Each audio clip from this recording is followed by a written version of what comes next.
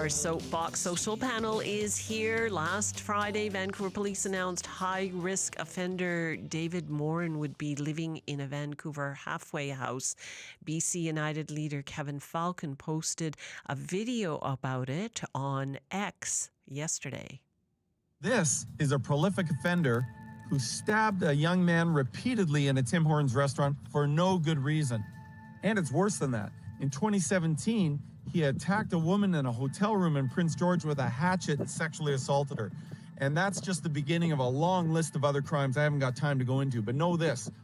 This person got released in less than 2 years under David Eby's catch and release program. I've been saying for 2 years, we need to put the interests of public safety ahead of the rights of prolific offenders to reoffend. That's Kevin Falcon, leader of BC United, in a video posted to social media yesterday.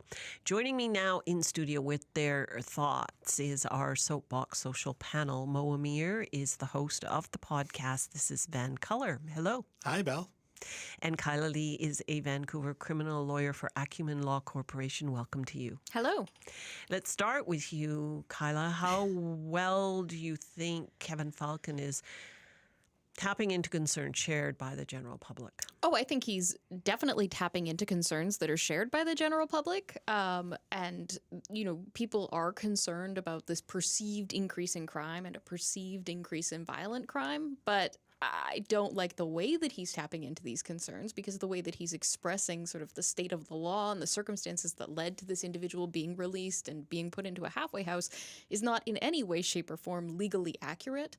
And I don't like misrepresentation of our legal system to score cheap political points, especially when you're very clearly losing.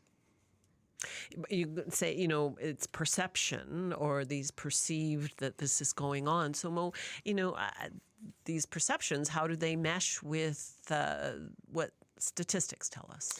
I think it's really murky water, to be completely honest with you. There was recently some VPD stats that were released that showed that violent crime, property crime, and total crimes have actually gone down this year compared to last year. Again, they're still, I believe, a little higher or around the same as pre-pandemic, but they're historically quite low, right, compared to decades past. Certainly politicians are jumping on this, and I think when you have these news stories of really horrible things that happen, it invokes something in us personally. And we have politicians that really want to jump on that emotion and point the finger at the bad guy. And so often you have this idea, or you have this idea that's being perpetuated about David Eby's catch and release policies. There is no such thing. There's no policies that any of these politicians can actually point to. And I'm not here to defend David Eby.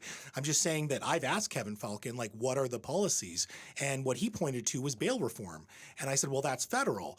And his response was, well, you know, the Premier or David Eby has not been doing enough to lobby the federal government to do anything about it. So is that really a David Eby policy? And in fact, he had been, and the province had been pushing the federal government. That's why we have Bill C-48, which actually toughened some bail conditions and moved to reverse onus provisions for certain crimes as well. So, you know, how much can the province do? I think Kyle is probably the better expert here to comment on that. Well, and, you know, at election time, it's an easy grasp, right?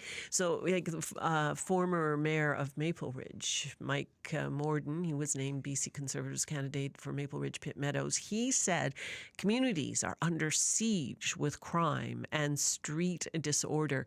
And so, Kyla, which of these two parties do you think appeals the most to those concerned about how the BC NDP have handled crime? And I see you rolling your eyes.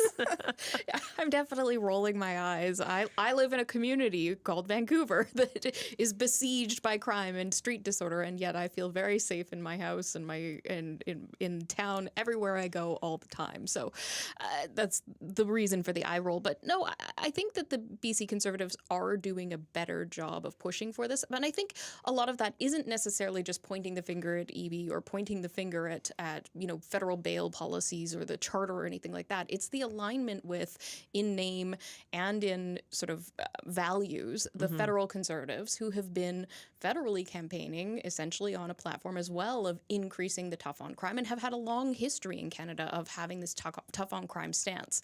And I think they're gaining value from that, from a public who does have, legitimate or not, fear for their safety in their communities. We're going to stay with election, but kind of just juggle from topics to candidates at a BC NDP campaign event this afternoon. Baltage Singh Dhillon, their candidate for Surrey Serpentine River, touted his long, almost 30-year experience as an RCMP officer. I've come across youth and young people who, for a variety of reasons, including poverty and health issues, been lost to the streets and worse still to the criminal enterprise. And they need government on their side. They need a government that's going to be working hard on these issues that you spoke of, to give them a strong start. And that work has to be around healthcare, has to be around housing and affordability. When they get a strong start, they get a chance at a good life. Mo, how do you think about British Columbians and how they feel about that approach to addressing, the root causes of crime? I think it probably depends on the community. I think if you are in a community where there is quote unquote street disorder and you're conflating street disorder with crime and you just want to see, certain people off your streets, maybe it's not resonating. But I think with a lot of British Columbians and people in Metro Vancouver, they understand that this is ultimately a symptom of a failing social system, right? We know that poverty is a causal factor to crime. We know that lack of support systems, including social supports, also leads to crime. And so I think fundamentally we do understand it. But if it's happening to you, or if, unfortunately you're one of those people who is a victim and just wants to see people being put away, I don't know if it resonates in the same way.